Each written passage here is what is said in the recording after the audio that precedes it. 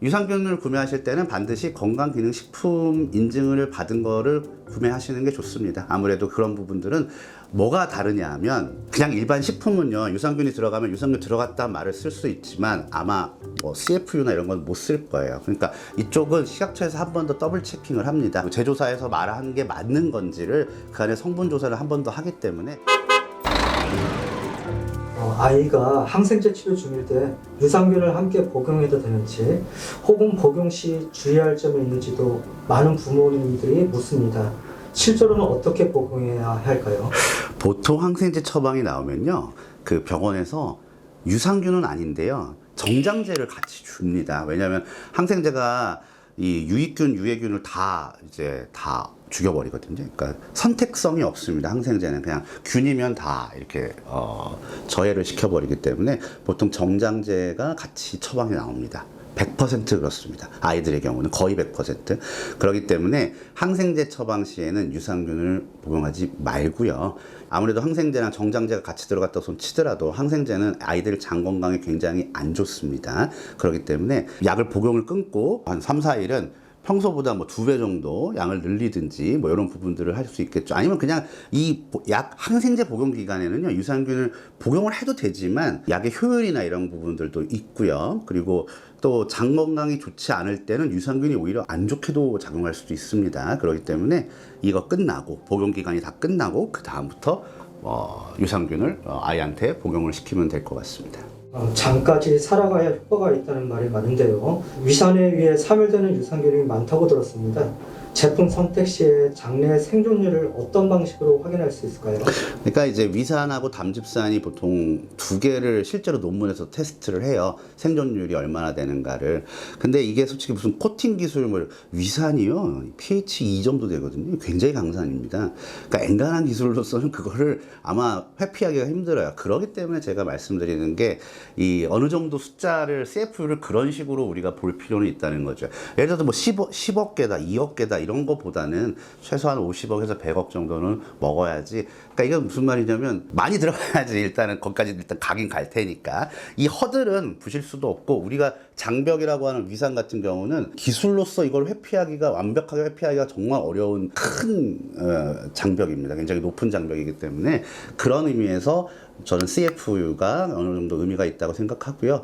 뭐 구체적으로 무슨 뭐 데이터 50억이면 얼마나 살고 이런 거는 데이터는 없는데, 제가 쭉 보면 한 50억에서 100억 정도 유산균들이 아무래도 좀 이 시장에서 많이 살아남기 때문에 그걸 역으로 우리가 생각을 하면 그 CFU가 그런 부분에서 의미가 있지 않을까 생각합니다. 혹시 그럼 장내 생존율에 탁월한 유산균이 있을까요? 예. LGG라고 제가 앞서 말씀드렸던 유산균 균종이 다른 균종보다 장내 부착력이 굉장히 높은 걸로 알려져 있습니다. 제 생각에는 이 장내 부착력이라는 거는 아까도 제가 말씀드렸다시피 유산균이라는 건 어떤 제품이든 위와 그 소장, 담즙이 나오는 소장을 반드시 거쳐야지 소장 밑부분, 미생물 균총이 굉장히 많이 분포하고 있는 소장의 아랫부분과 대장까지 넘어갈 수가 있어요. 근데 이 LGG라고 하는 유산균의 균종이 굉장히 많은 학술 논문과 임상 논문이 있는 건데, 저는 이제 어떤 딱 그 포인트로 보고 있는 게 장내 부착력입니다.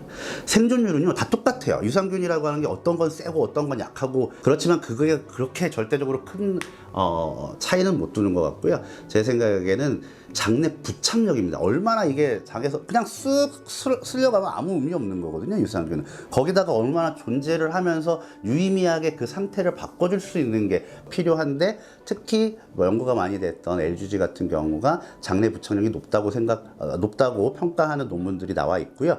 저는 이거를 오히려 역으로 왜 이 균주가 그렇게 다양한 학술적인 논문이 존재하는가의 원인으로 보고 있습니다.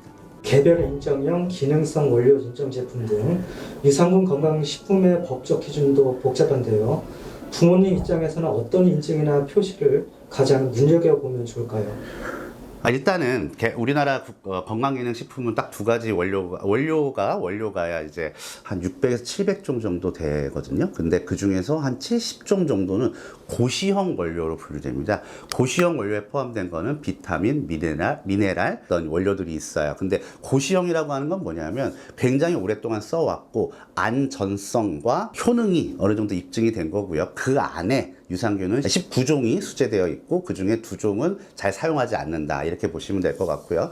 최근에 뭐 코유산균, 무슨 유산균, 갱년기 유산균 이런 것들은 개별 인정형 원료입니다. 개별 인정형 원료는요, 특정 회사가 임상 실험을 통해서 걔네들을 우리도 건강기능식품 원료로 써주세요 해서 식약처에서 그렇게 허가가 난 것들인데, 개별 인정형 원료는 개발된 지 얼마 안 됐고요. 그 논문이나 이런 부분들 같은 경우도 저 코유산균 요새 많이 나오잖아요. 굉장히 고가인데 논문이나 이런 것들을 찾아보면요, 국내 연구진이 발표한 2-3개 논문밖에 없습니다. 실질적으로. 물론 안 그런 것도 있어요. 안 그런 것도 있는데 개별 인정형 원료 같은 경우는 가장 최근에 개발되었다. 그래서 그것들을 우리가 바라봐야 될 시각은 기다려봐야 된다는 게 저는 이제 제 생각입니다. 제 의견은. 왜냐하면 연구 결과가 어느 정도 축적이 돼야지 이게 좋다 나쁘다를 평가를 할 수가 있는 거거든요. 아직 개발된 지 비교적 얼마 안 됐고 국내 연구진에 의해서만 논문이 한 2편에서 3편이면 개별 인정형 원료를 받을 수 있어요.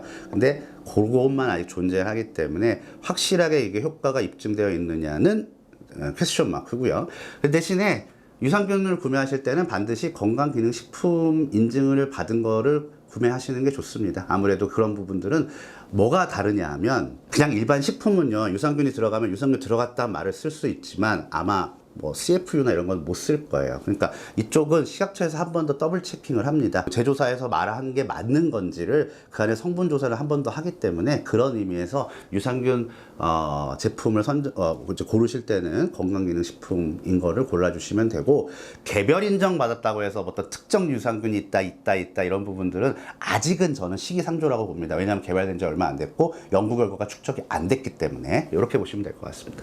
부모님들 중에는 우리 아이는 아토피가 있으니까 피부 유산균을 줘야겠다 하는 분들도 계시는데요.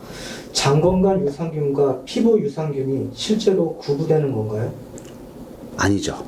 피부 유산균이 따로 있는 건 아니고, 장 건강이 좋아지면요, 피부가 굉장히 좋아질 확률이 많아요. 이거는 뭐 알러지성 비염이나 얘네들보다 피부는 좀 더 장 건강에 직접적으로 영향을 받습니다. 우리 잘 생각해 보시면은 코 같은 경우는요, 외부로 노출되어 있잖아요. 여기 다 들어올 수 있죠, 그죠?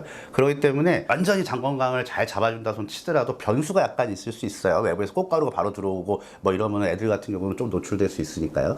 그렇지만 피부는요, 장 건강과 직결되어 있습니다. 왜냐하면 얘네들은 솔직히 접촉성 피부염 같은 건 아니죠. 안에서부터 올라오는 두드러기나 아토피 이런 것들은 우리 몸 안에서의 어떤 면역 체계가 너무 과민하게 반응을 했을 때 생성되는 증상이고요. 그런 부분들 같은 경우는 장 건강에 굉장히 밀접한 관련이 있는데, 피부 쪽으로만 특화된 그런 유산균은 학술적으로는 뭐 몇 개가 연구됐을지 모르겠지만 임상적으로 이거를 다른 유산균보다 굉장히 탁월하다 이런 부분은 저는 본 적이 없습니다. 일단은 근본적으로는 장 건강, 그러니까 우리가 잘 생각해야 될 게 유산균도 수단이에요. 장 건강이 목적입니다. 장 건강을 키워주는 거는 뭐 유산균이든 뭐 프리바이오틱스든 이렇지만, 그래도 연구 결과가 잘 잡혀 있는 유산균을 사용하는 게 좋고요. 그렇지만 무슨 뭐 코, 피부 이런 유산균이 있다는 거는 아직은 학술적인 근거는 부족하다고 봅니다.